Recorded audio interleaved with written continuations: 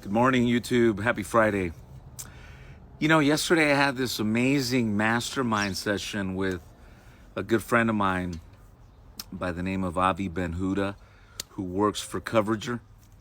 In fact, if you're not subscribed to Coverager, I suggest you do if you want to stay on top of, the newest insurance news on technology, innovation, you name it. You definitely want to be a part of Coverager. But in this conversation that I had with Avi yesterday, we talked several topics, and in the course of that, I shared with him, the fact that we're just rolling out our client-driven products for disability, whole life, Gerber, and lightning term products, and we're really excited about that because up until now, everything that we've ever done personally is only final expense. We are not captive, so we allow our agents to do whatever they want. But for me personally, and a small group of my agents, we've only done that. And we're going to continue doing so. Just focus on selling burial insurance. But with this client-driven process that we've rolling out with Bill Levinson, it's going to be designed for the client to go through the process, right? But in this conversation, Avi made this statement to me, and he says, if you can prove that you can sell to the millennials, you will be the king of insurance. And it just blew my brains when he said that, because the reason he was saying that is because how are you going to compete with with Geico, with these big insurance companies that already have a presence on Facebook, Google, and are dropping millions and millions and millions of dollars? How are you going to compete with that, Lauro? As a friend, he says, I suggest you don't do that. And it just only solidified to me, our feelings. We believe that social media is very powerful, but yes, Avi's very right. How do you compete with the big boys? But it solidified our strategy when we put this together with Bill Levinson and his team. In that, the way we would roll it out would be with our clients, our existing clientele of, 17 years of selling final expense. Think of that.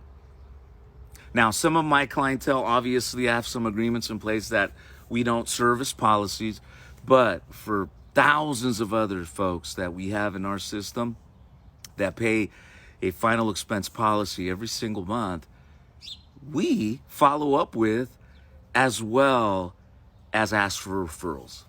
So, one of the things that we do to help us with referrals is that we don't ask for referrals when we make the sale. We ask for the referral after we review the policy, and then after we've made sure that they've understood how their payment setup works. Then we start asking for referrals, or in most cases, upsells, and it works great. But referrals up until now for us was mainly for somebody else that wanted final expense, or if they wanted another product, we would send it to somebody else that would do it. Well, today I get up early because we got approved our appointments in certain states, and South Carolina being the first one. And up and early, I start calling all my clients in South Carolina. And the thing about referrals, the way we do it is it goes something like this. Mrs. Betty, are you 100% happy with the services that myself and the insurance company XYZ has provided for you, for the last year, 2 years, 3 years, 5 years, 6 years? Absolutely, son. I'm very, very happy with everything that you've done for us. Perfect. I thought you would say that. So, Miss Betty, with that said, you want to see me do good as a life insurance agent, right? I mean, I've been doing this now 17 years. You want to see me do another 10 more years, right? Absolutely, son. So, Miss Betty, can you help me by doing a big favor for me, please? The clients always say yes for the favor. Can you help me educate your friends, your family on the importance of having life insurance at any stage of their life? Immediately, she thought of her grandson, who's 34 years of age, non-tobacco smoker, and needs some insurance because they've been discussing this for several weeks now. And with the coronavirus, it was just perfect timing. I asked my client for her grandson's cell phone, and we called them together. And while I had my client on the phone, I explained to her grandson that I was gonna text him a link. I figured out he had an Android, and within 40 minutes, he basically confirmed to me that he processed his application, $150,000 lightning speed term for $22 as a 34-year-old man. Think about that. It cost me the phone call with my client that I sold Final Expense to years ago to talk to the grandson about insurance, and then from there, it was 100% client driven. So I accomplished my first millennial, Avi, and the goal is how can we get more of them to do it? And it's gonna take the personal touch. And that's exactly what Avi was referring to.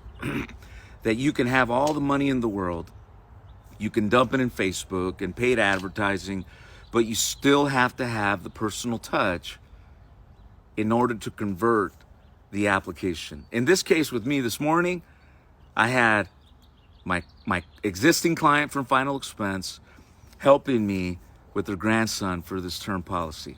So it's exciting. We're not paying advances on this process. We're just taking all earnings as earned, and that's by choice because we've personally never done it. But if you have the personal touch behind it, there's no question of why you should have low retention, even if it's client driven. So if you guys want to learn more about it, please give me a call.